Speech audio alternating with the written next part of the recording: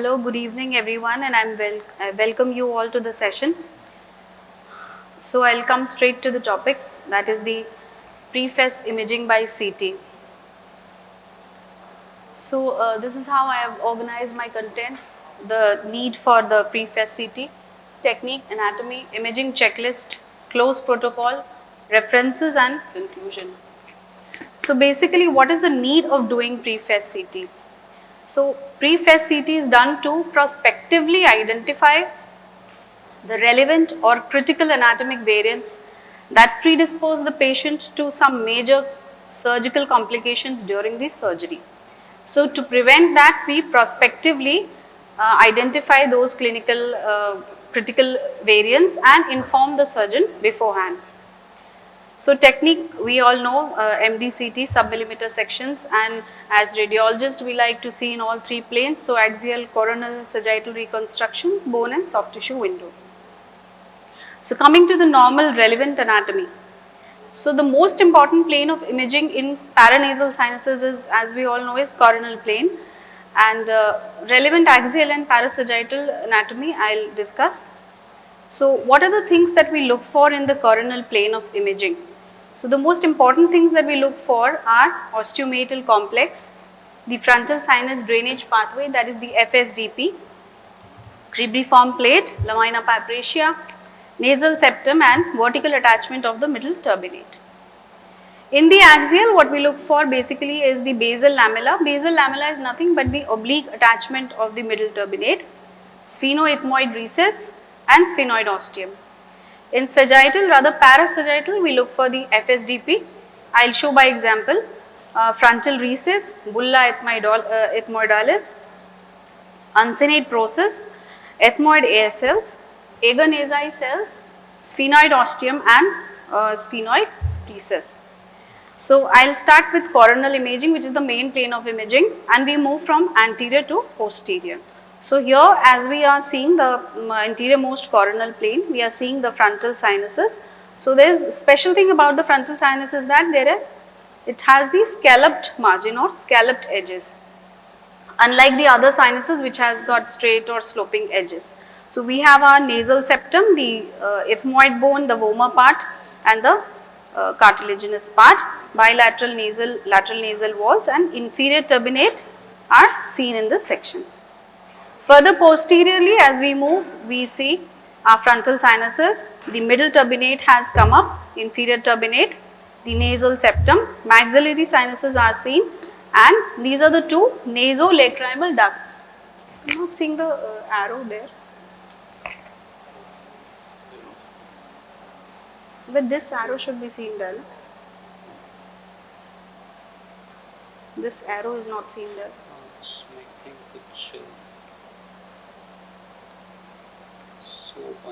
इससे मुश्किल होगा because very fine details are there. Okay, fine. Okay, so I'm sorry for the interruption. So again, as we move to the further posterior section, we have our frontal sinuses, the middle turbinates, the inferior turbinates, and maxillary sinus have come up. These are the two nasolacrimal ducts, the duct per se and the bony canal. So further posteriorly, as we move, now we are seeing the anterior most anterior ethmoid air cell, that is called the agar nasi cell. Anterior most anterior ethmoid air cells. Here again, frontal sinuses, maxillary sinuses, in middle turbinate and inferior turbinates. And now what is this? We are seeing infraorbital nerve canal, which is a very important structure in the roof of the maxillary sinus. So we have to look for whether it is dehiscent or whether it is intact. Further posteriorly, as we move now, what we are seeing, a very important structure, that is the uncinate process. So this is the uncinate process, and we have to look for the uncinate process attachment. I will discuss later on with examples. So uncinate process divides the frontal sinus drainage pathways. Either it is medially or it is laterally. It depends upon the attachment of the uncinate process. So this is the frontal sinus drainage pathway, which is seen here in this image. We are seeing it medially draining into the middle meatus. This is the concha, the pneumatization of the middle turbinate, and this is the pneumatization of the vertical attachment of the middle turbinate. So I'll show later on. Again, the nasal septum and inferior turbinates and maxillary sinuses. So further posteriorly, as we move, now we are seeing a very important structure here, which is the olfactory fossa. So we have to know the olfactory fossa boundaries. So in the middle, there is crista galli, and these are the two olfactory fossae. This is the middle lamella, this is the lateral lamella, and this is the fovea ethmoidalis. Now again, superior turbinates are seen here. This is the middle turbinate, and this is again the very important structure that I was talking about in the coronal plane, that is the osteomeatal complex. So osteomeatal complex is composed of these following structures. This is the maxillary ostium. This is the bulla ethmoidalis. Bulla ethmoidalis is the largest anterior ethmoid air cells. So Aganesi was anterior-most anterior ethmoid air cell, and bulla ethmoidalis is the largest anterior ethmoid air cell. So this is the infundibulum, the ethmoid infundibulum. This is the uncinate process. This is the maxillary ostium, and this is the hiatus semilunaris. So this whole makes up the osteomeatal complex. So again, the rest of the structures, and this is the hard palate, of course. Then as we move further posteriorly, now this is the zoomed image of the osteomeatal complex. So again, this is the bulla ethmoidalis, the ethmoid infundibulum, the uncinate process, and the hiatus semilunaris. This makes up the osteomeatal complex. Again, further posteriorly, as we move, we are clearly seeing the olfactory fossa groove, the middle lamella, the lateral lamella, the fovea ethmoidalis, and this is the bulla ethmoidalis, again the middle turbinate. So here we are seeing the vertical attachment of the middle turbinate. It is vertically attaching to the cribriform plate or the lateral lamella. So this is the middle turbinate attachment, the vertical attachment. Now further posteriorly we see it is a very important point, that is the basal lamella. What is basal lamella? This is the oblique attachment of the middle turbinate. So here we are seeing that this middle turbinate is attaching obliquely to the lamina papracia, and this is the point from where, when we move further posteriorly, we get posterior ethmoid air cells. So this is the landmark posterior to which we get posterior ethmoid air cells. So this is the oblique attachment of the middle turbinate. And then the superior turbinates, and here this is another very important landmark, which is the groove for the anterior ethmoidal artery. So this is the groove for right anterior ethmoidal artery, this is groove for the left anterior ethmoidal artery. So again the middle turbinates and inferior turbinates and rest of the structures. Now this, as I told, now we will start getting the posterior ethmoid air cells. Again, this is the superior turbinate and hard palate and rest of the structures. Now we have come to the posterior most part of the coronal section, not exactly posterior most but posterior. So this is the sphenoid sinus, and this is a very important structure that is called the Onodi cell. So Onodi cell is nothing but the posterior ethmoid air cell which lies above the sphenoid sinus. So we have to mention this Onodi cell. I'll discuss later on the significance of it. And now we are moving towards the central skull base. So we have the orbital apex and the lesser wing, the greater wing, the lateral pterygoid plate, medial pterygoid plate, vomer part of the nasal septum, concha, and pterygoid base. So this is again approaching towards the central skull base. So we have the central skull base structures here. This is the sphenoid sinus and the canal for the optic nerve, and this is the carotid canal, the foramen rotundum, the Vidian canal, nasal septum, vomer part, choana, and now the hard palate has finished and we are seeing the soft palate. So this is also a very important section because all the critical structures of the central skull base are related to the sphenoid sinus. Now relevant axial sections will be, one of the section is this, in which we are seeing the largest anterior ethmoid cell, that is the bulla ethmoidalis, which separates the anterior and posterior. Here we are seeing the anterior ethmoidal artery canal, and posterior to this will be the posterior ethmoid air cells. This is another section where we are seeing the sphenoethmoid recess. So this is the sphenoid ostium and this dotted line is the sphenoethmoidal recess, and here we have our inferior orbital fissures and the sphenoid sinus. So this axial section is important because we are seeing the sphenoethmoidal recess. This is the parasagittal section that we all have to remember. So this is a parasite section which is showing frontal sinus drainage pathway in the parasagittal section. This is the hourglass structure, the FSDP. Inferior to the FSDP is your agarnesi and superior posterior to the FSDP is the bulla ethmoidalis. So this is the frontal beak. Frontal beak is the frontal process of the maxilla. So frontal beak, agarnesi, FSDP and posterior superiorly we have the largest anterior ethmoid cell, that is the bulla ethmoidalis. Posterior to this we have posterior ethmoid air cells and this is the sphenoid sinus. So what is FES?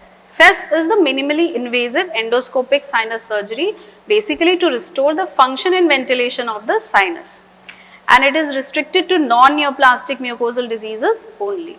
And one thing about FES is that it is a selectively designed surgery, like it is tailor-made for each patient.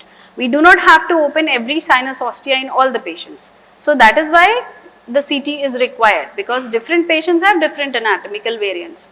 So it is tailor-made for each patient, and the main steps are medialization of the middle turbinate, uncinectomy, turbinectomy, sinusotomy, antrostomy, etc. So the pre-surgical radiological report should encompass mapping sinus involvement, drainage pathways detailing, critical anatomic variants, details of the surrounding structures and incidental finding if any. So few anatomical variants that we need to know, I'll discuss later by examples, but just to enumerate them, accessory maxillary ostium, sometimes we can have an accessory maxillary ostium posterior to the natural ostium. Then secondary we can have hyperpneumatization of the maxillary sinus. Then there can be anterior or posterior components of the maxillary sinus. Or we can have lateral recess sinusitis of the sphenoid sinus or lateral part of the frontal sinus, and so on. Now this is the most important thing that we have to mention in our reports, the imaging checklist. So I'll show each of the checklist, I'll show each one by the example, but just to enumerate what are the things that we have to mention in our report. So nasal septum, the deviation and pneumatization of the septum, middle turbinate, where is it attaching, the attachments and the normal variants. Uncinate process, its attachments, angulations, orientations. Then the osteometal complex, presence of halar cell or accessory ostia, maxillary sinus pneumatization, infraorbital nerve dehiscence. Then frontal sinus drainage pathways, frontal beak, agarnesi, frontoethmoidal cells, their type. Then anterior ethmoid cells, bulla ethmoidalis, supraorbital pneumatization, basal lamella, posterior sinus group, sphenoid sinus, ethmoid sinus, and then anterior skull base, anterior ethmoidal artery, lamina papracia, bony margins of the sinuses and adjacent structures like brain, orbit and naso and oropharynx. So I'll take up each of the imaging checklist separately. So coming to the septum. So this we all know, this is deviated nasal septum with a septal spur, and here we have the pneumatization of the posterior septum. So don't just mention that the nasal septum is deviated towards right or left, just see that whether there is pneumatization of the nasal septum or not. Then coming to the middle turbinate. So middle turbinate, as I have already mentioned, we look for attachments, cribriform plate, basal lamella or the maxillary sinus, and then the variations of the middle turbinates, like there can be conga bullosa, which is narrowing the middle meatus, or there can be intralamellar cell of Grunwald, I'll show later on, and paradoxical middle turbinate. So here we have the attachments of the middle turbinate. This middle turbinate has this vertical attachment to the lateral lamella, that is the, you can just say that base of the olfactory fossa or cribriform plate. This attachment is laterally to the lamina papracia. This is the oblique attachment that I was talking about, the basal lamella. This is called the basal lamella.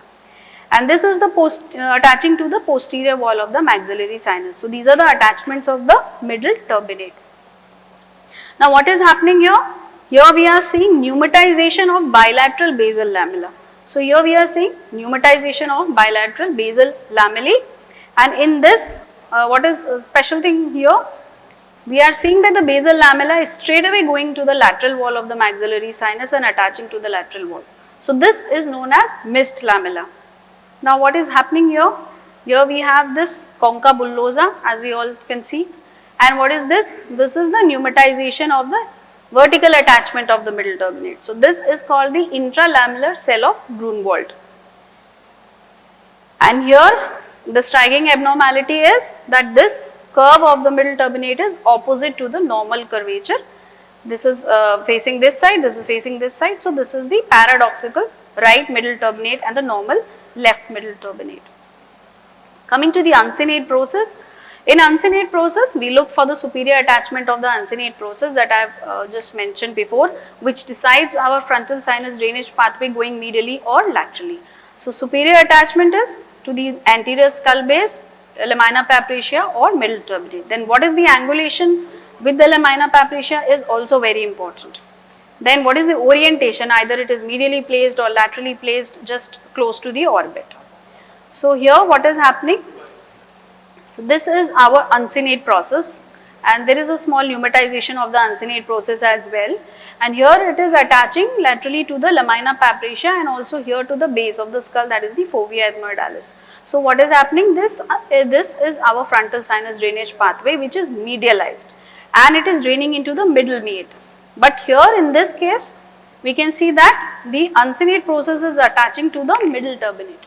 So what is happening? If it is attaching to the middle turbinate, our frontal sinus drainage pathway is going laterally and it is draining into the ethmoid infundibulum. So this is the difference between the medial frontal sinus FSDP and the lateral FSDP, which depends in turn on the uncinate process attachment.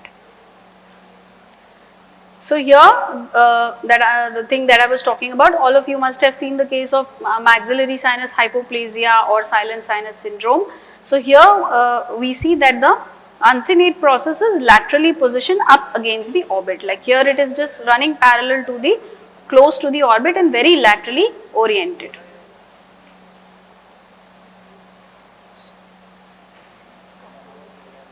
So pre-op identification of this acute angulation with lamina papricia and lateral orientation of the uncinate process is very important, and it prevents the iatrogenic perforation of the orbit. Now OMC and maxillary sinus. So what we look for at the OMC and maxillary sinus, first of all for the mucosal disease, then what is the patency of the maxillary ostium? Is it encroached by Heller cells, presence or absence identification? Accessory ostium, pneumatization and intraorbital nerve dehiscence. So again I am just showing the osteometal complex.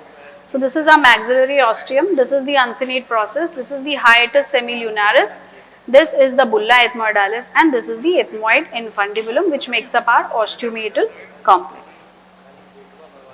So here what is happening? This is the plane of lamina papricia, and the plane of lamina papricia passes through the maxillary ostium. So if there is any cell in the floor of the orbit which is lateral to the plane of the lamina papricia, that is called as the Heller cell. So we have to mention the presence of Heller cell as well. So this is narrowing the maxillary ostium. The presence of Heller cell is narrowing the OMC. So what is happening here? We can see that this is a chronic rhinosinusitis which is further obstructed by the presence of Heller cell.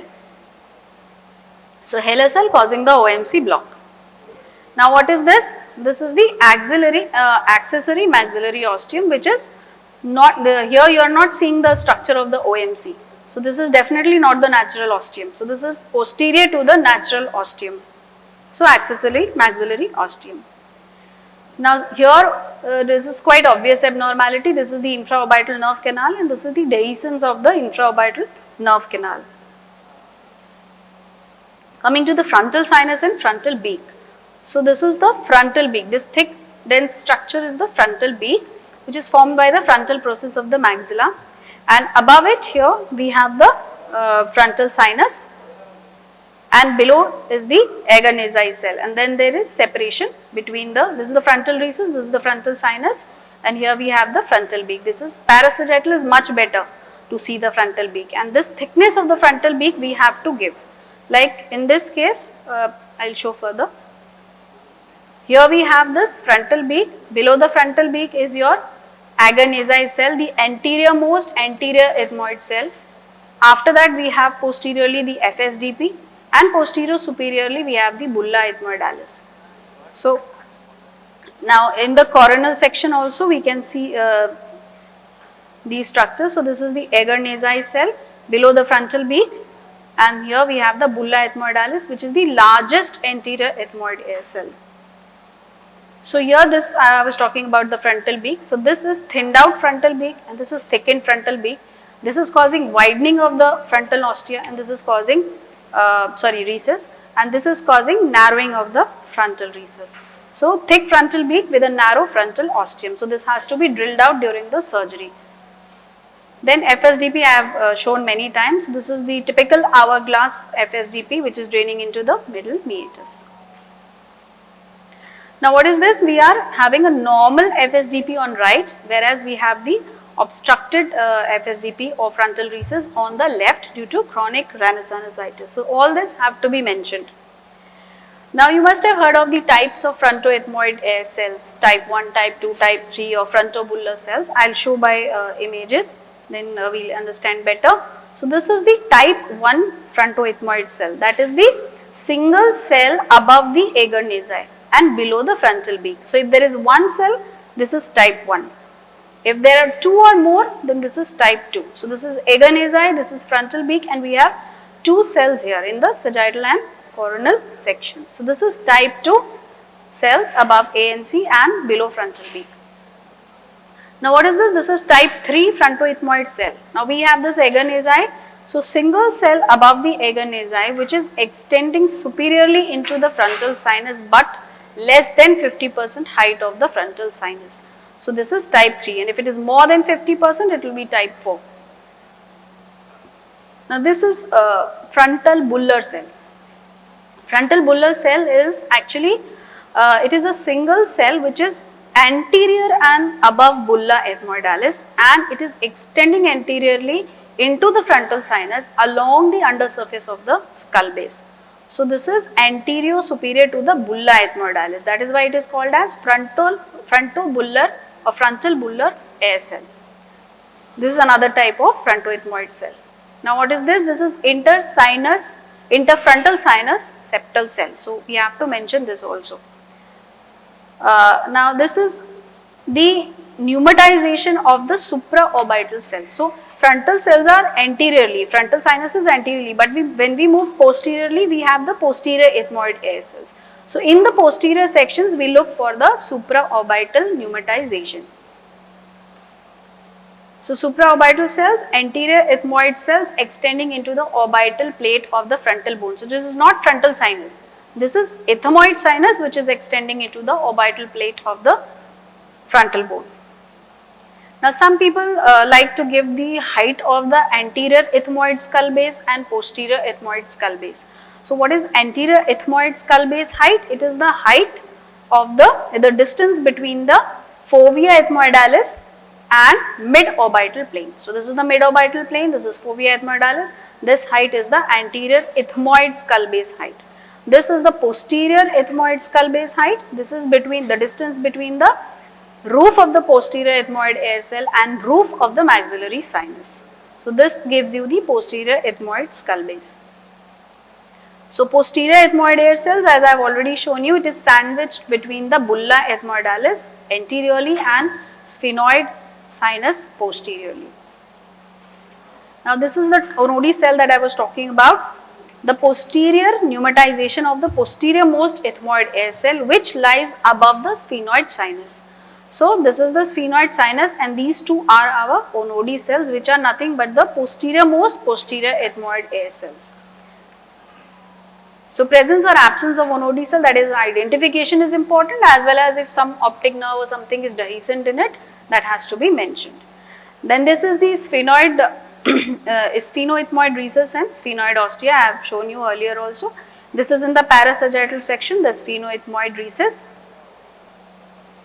Here we have the blockage of the sphenoethmoid recess due to CRS pattern. So this sphenoethmoid recess is patent and this is obstructed by the chronic rhinosinusitis.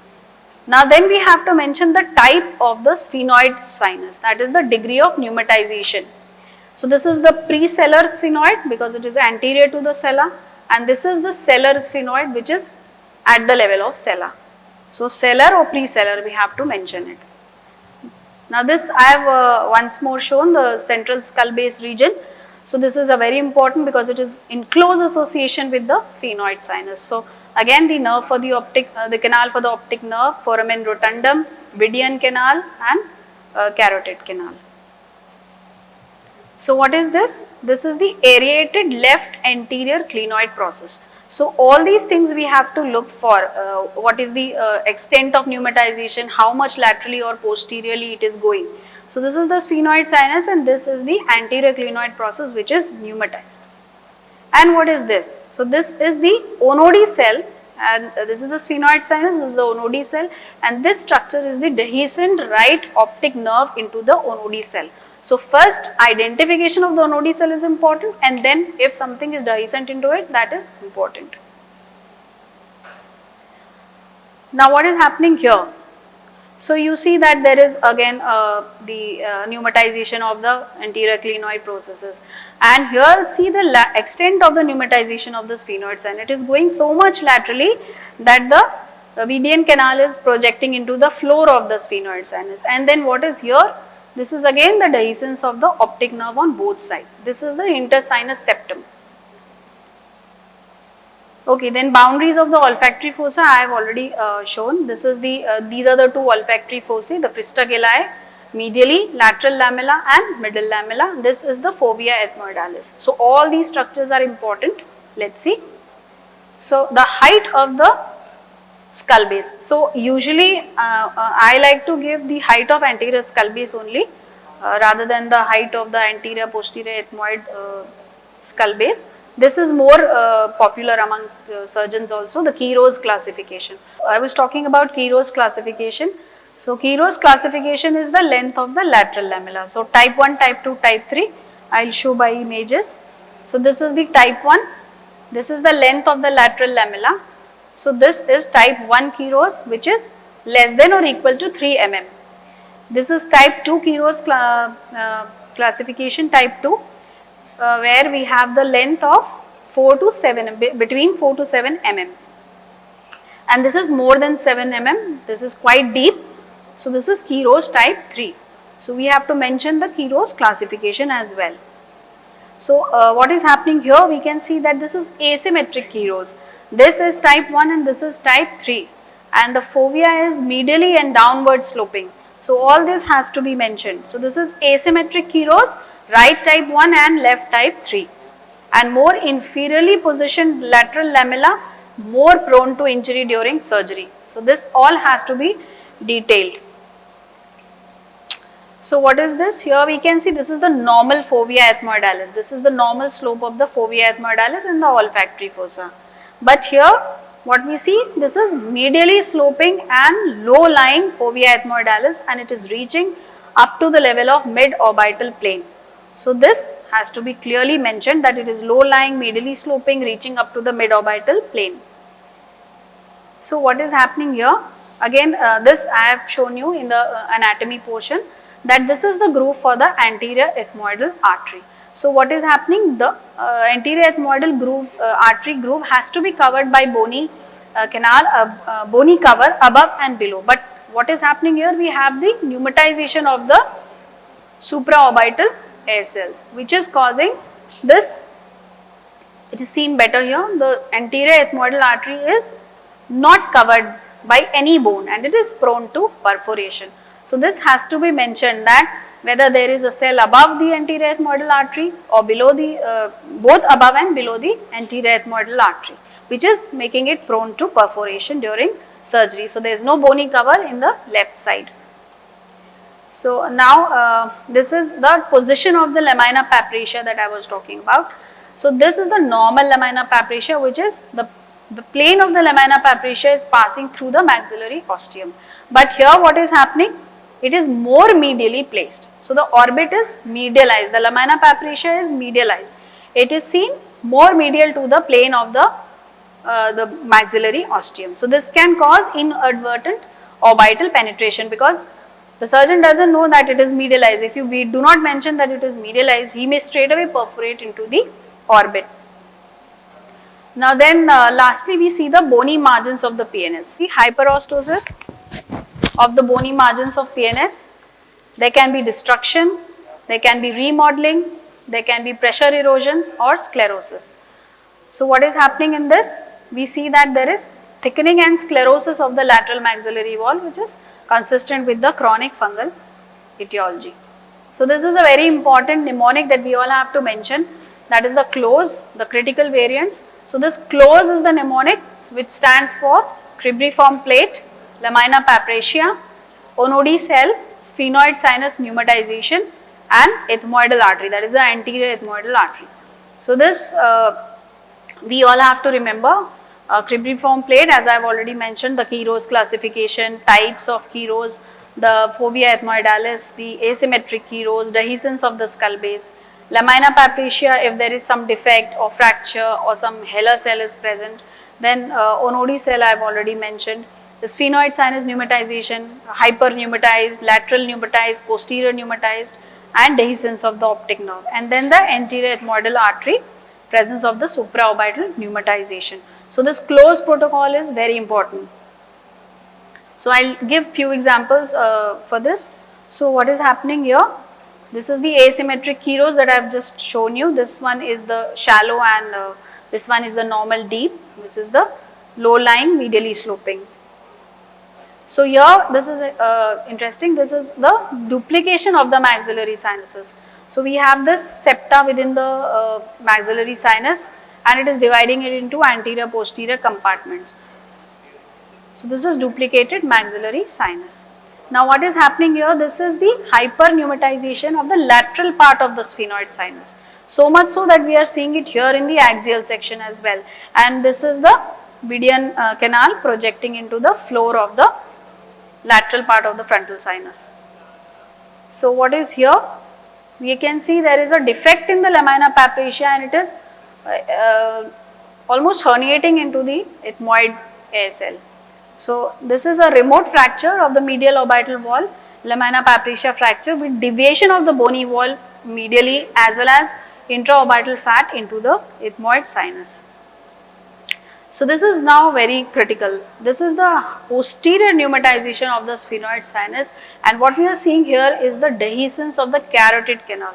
Here we can see a bony cover, but here we are not seeing any bony cover. So this is dehiscence of the carotid canal within the posteriorly pneumatized sphenoid sinus. So this is another very important thing that we have to mention in our reports. Otherwise, there can be grave complications for this. So what is this? This is the post-fess appearance. So this is the post-fess appearance where we have all the structures have been drilled out and removed. Maxillary antrostomy, uncinectomy, turbinectomy, ethmoidectomy and frontal drill out. So these are the two very good articles and I have taken my references from these two articles, and I advise all of you, suggest all of you to go and read these articles. This is 2011 article, this is 2016 article, which gives you precise imaging checklist, CLOSE protocol, and everything that I have mentioned is given in these two articles. So thank you for giving your precious time.